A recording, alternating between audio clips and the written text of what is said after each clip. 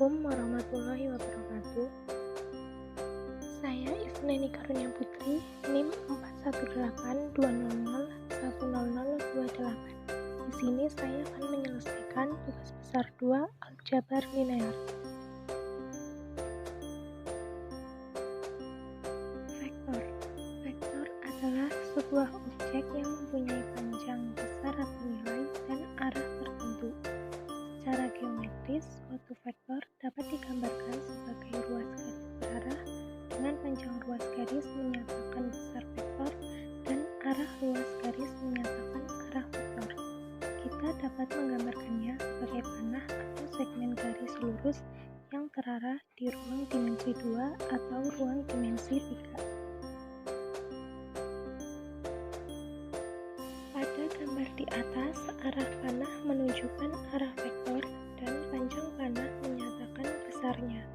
Ekor panah dinamakan titik awal atau initial point dan ujung panah dinamakan titik akhir atau terminal point dari vektor.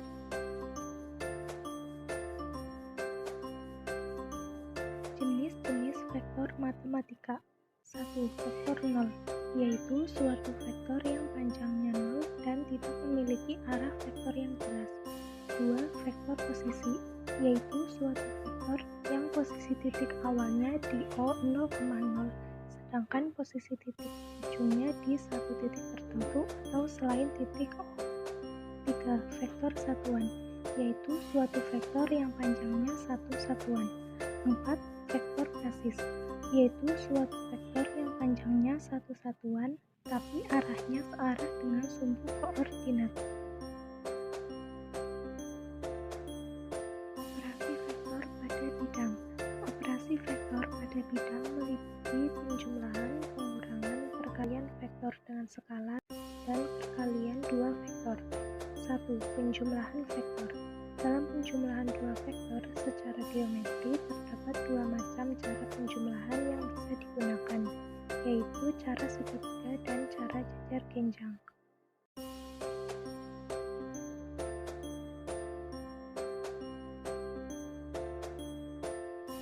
Namun, secara aljabar, penjumlahan vektor hanya menjumlahkan koordinat titik pusat vektor dengan titik ujungnya. 2. Pengurangan vektor. Pengurangan dua vektor pada dasarnya sama dengan penjumlahan kedua vektor. Namun, secara geometri, yang membedakan adalah terdapat salah satu vektor yang memiliki arah berlawanan sehingga bernilai negatif. Sedangkan secara aljabar hanya mengurangi titik-titik pada koordinat vektornya. 3. Perkalian vektor dengan skalar.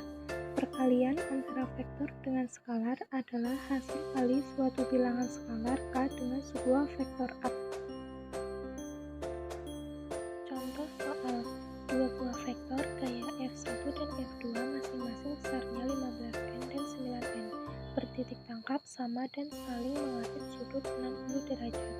Nilai resultan dari vektor tersebut adalah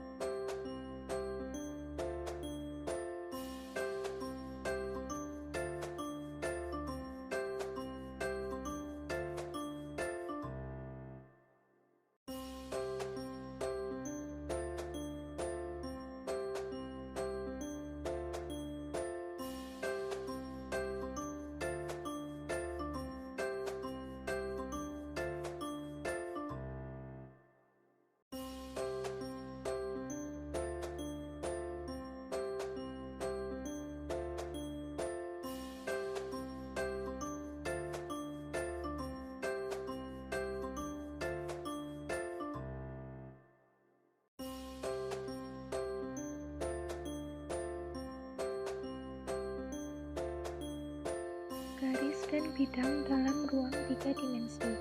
Pada bagian ini akan menjelaskan penggunaan vektor-vektor untuk menurunkan persamaan garis dan persamaan bidang di ruang 3. Persamaan bidang di ruang 3, Bidang merupakan suatu permukaan datar. Untuk membentuk suatu persamaan garis dibutuhkan 2 titik, sedangkan untuk membentuk persamaan bidang dibutuhkan 3 titik atau 1 titik dan vektor normal dari bidang tersebut. Vektor normal sendiri merupakan vektor yang tegak lurus ke bidang tersebut. Jika terdapat satu bidang yang melalui titik P, X0, Y0, Z0, dan memiliki vektor normal n sama dengan ABC, maka bila ingin mencari persamaan dari bidang tersebut, diperlukan suatu titik sembarang Q dalam kurung X, Y, Z yang terletak pada bidang tersebut. Dari definisi bahwa vektor normal tegak lurus terhadap bidang, maka bisa dilihat penjelasannya seperti di bawah ini.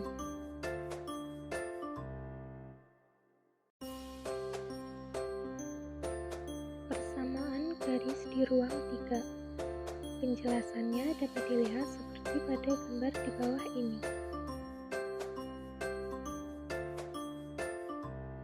Jarak titik terhadap bidang. Vektor normal n pada bidang AX plus BY plus CZ plus D sama dengan 0 dapat ditulis sebagai ABC. Titik A, XA, YA berada di luar bidang, sedangkan sembarang titik P, X, Y, Z pada bidang, sedangkan sembarang titik P, X, Y, Z pada bidang, sehingga dapat dilihat pada gambar di bawah ini. Jarak titik terhadap garis. Tidak seperti menghitung jarak titik terhadap garis pada dimensi 2, karena persamaan garisnya berbeda. Oleh karena itu, diperlukan bantuan satu titik Q yang terletak pada garis G1 sedemikian sehingga jika dihubungkan dengan titik yang diketahui P akan saling tegak lurus. Contoh soal. Tentukan jarak titik 2,3,-1 ke garis G1 dengan persamaan X sama dengan 2T-1, Y sama dengan T-3, Z sama dengan T.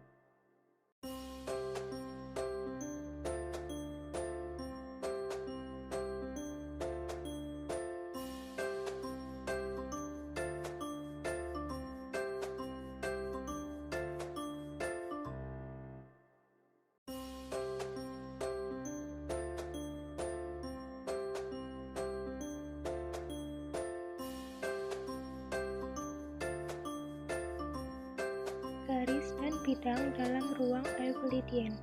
Jika n adalah suatu bilangan bulat positif, maka tupel n berurutan adalah suatu urutan dari n bilangan real A1, A2, dan seterusnya. Himpunan semua tupel n berurutan disebut ruang berdimensi n, dan dinyatakan sebagai R pangkat N. Triple berurutan A1, A2, A3 dapat diinterpretasikan secara geometris sebagai suatu titik atau suatu vektor.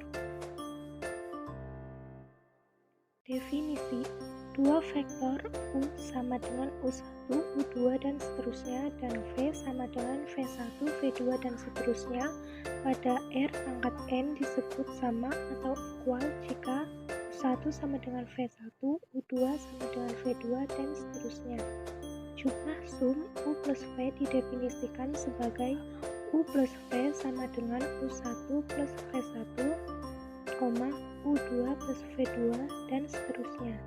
Jika K adalah suatu skalar, maka kelipatan skalar KU didefinisikan sebagai KU sama dengan KU1, KU2, dan seterusnya.